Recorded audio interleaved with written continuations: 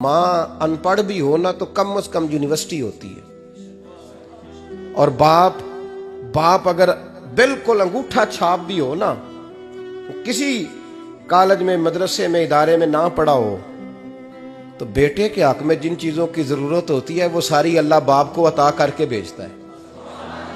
माँ बाप को ना कुछ इल्म लदुन्नी अल्लाह देता है कि बच्चों के लिए कैसे आगे बढ़ना है। माँ बाप एक हुस्न है मुआशरे का। रब तबारक व तआला की देखे ना, अल्लाह अकबर, दुनिया में किसी की मोहब्बत जांचनी हो ना तो मोहब्बत की तमसील दी जाती है। तिलकल अमसालु नदरिबुहा लिन्नास, अल्लाह लोगों के समझने के लिए मिसालें बयान फरमाता है। अल्लाह तबारक व तआला ने जब अपना आप समझाना चाहा ना, तवज्जो है मेरी बात पर, जब मालिक ने अपना आप समझाना चाहा तो मेरे रब ने माँ बाप की मिसाल बयान फरमाई। रब्बिरहमहुमा कमा रब्बयानी सगीरा, या अल्लाह उन दोनों पे रहम फरमा। और ये लफ्ज रब यहाँ दो माने में आया है, उलमा बैठे। रब का माना होता है तदरीजन पालना का, या अल्लाह उन दोनों पे रहम फरमा जिन्होंने मुझे रब बन के पाला। यानी मतलब क्या, यहाँ रबूबियत का माना पालने के माने में, तदरीजन पालना। मेरे नबी पाक सल्लल्लाहु अलैहि वसल्लम ने फरमाया, अल्लाह तुमसे 70 माओं से ज्यादा मोहब्बत फरमाता है। ये इमाम सयूती ने दुर्रे मंसूर में रवायत लिखी है। अच्छा भाई, अल्लाह ने भी मिसाल माँ की बयान फरमाई। फरमाया घर जाके अपनी अम्मा को देख लो, अम्मा तुमसे कितना प्यार करती है। बस उस प्यार को तोलना शुरू कर तो 70 माओं से भी ज्यादा रब तुमसे मोहब्बत फरमाने वाला है। माँ के सीने में ना, देखे ना, एक बच्ची होती है बीए, वो उसने कर लिया, उसकी अम्मा रोज कहती है बेटे सवेरे उठा कर। सास के पास जाएगी तो वो कहेगी कि इसकी अम्मा ने सवेरे उठना सिखाया ही नहीं। और बेटी कहती है अम्मा जी दो जावांगी वेखी जाएगी। अच्छा, उसकी शादी हो गई, उसकी सास ने आहिस्ता आहिस्ता शिकवे शुरू कर दिए, खामों से कहने लगी तू इसको उठाता ही नहीं सवेरे।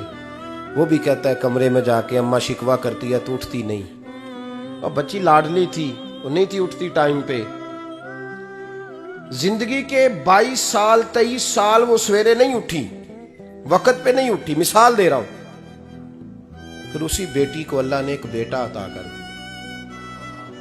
सुबह 100 आवाज उसकी अम्मा देती थी पर उसकी आंख नहीं खुलती थी। लेकिन उसी बेटी का बेटा सहरी के वक्त हल्का सा रोता है।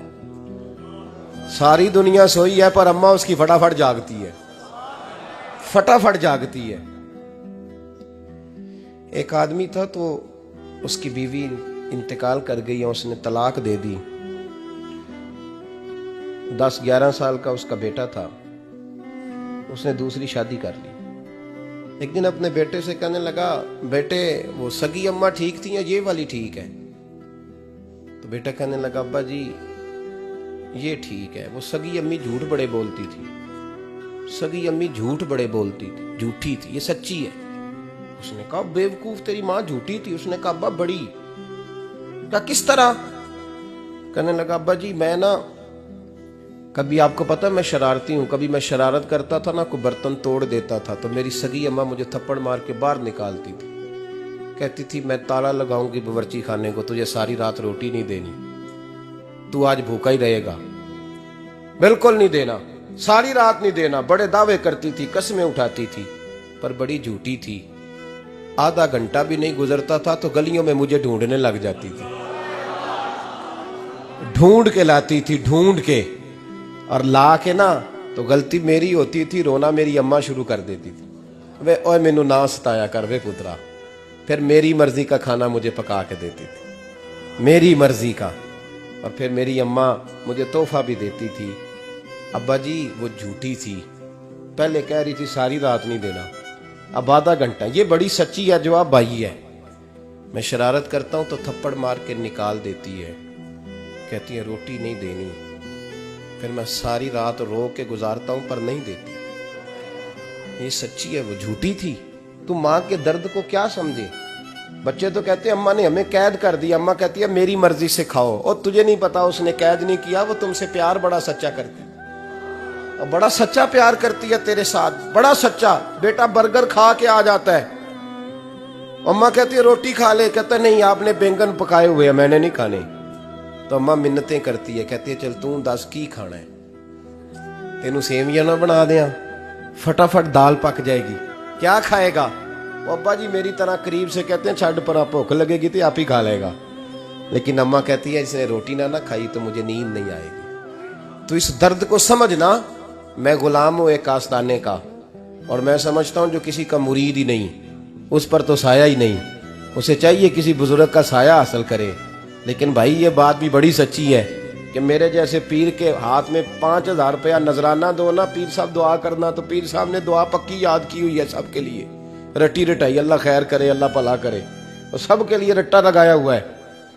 और अम्मा को बेटा वैसे ही कह जाए, वैसे ही, अम्मा मैं इंटरव्यू देने जा रहा हूं, जरा दुआ करना, वो बीबियां मंगा के दुआए तंजीना पढ़ाना शुरू कर देती है, और सारी सारी रात मुसल्ले पे बैठी। इस दर्द को समझना।